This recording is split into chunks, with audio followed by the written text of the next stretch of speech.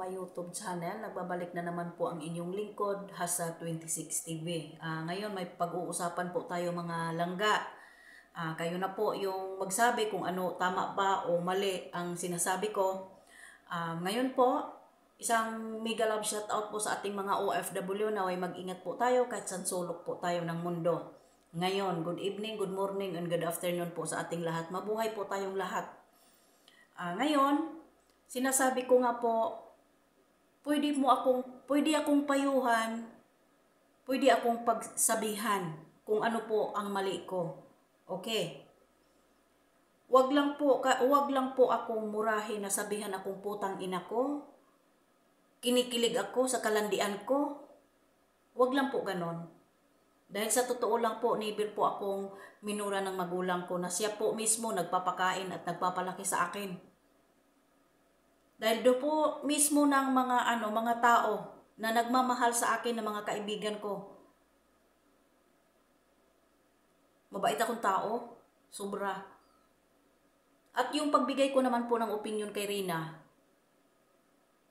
wala naman sigurong problema yon. Kasi sa dami-dami pong nagbibigay sa amin ng opinion, mayroon pang mas matindi sa akin. Di po ba? Mayroon pang mas matindi sa akin. At alam po ni Kuya Bal to. At yung channel ko po, kilala po ni Kuya Bal Santos Magtubang. At nakalista po ato sa landing pad. Po ang masasabi ko, higit po sa kaalaman ng lahat.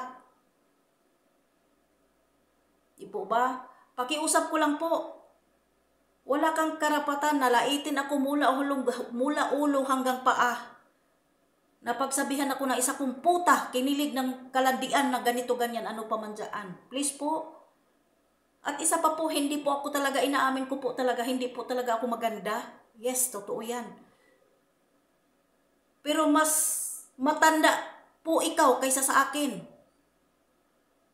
Ako hindi pa kulubot ang liig ko.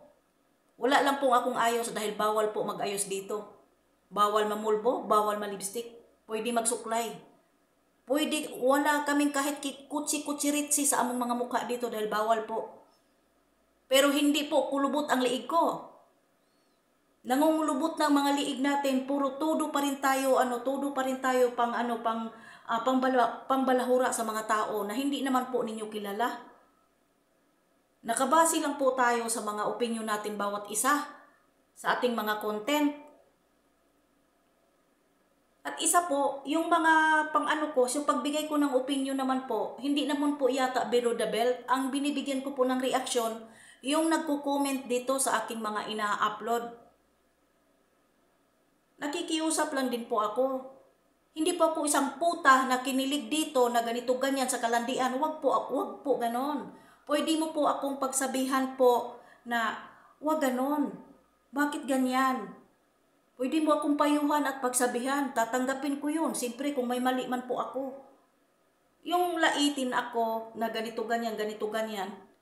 Yes, aminin ko hindi po ako maganda. Talaga.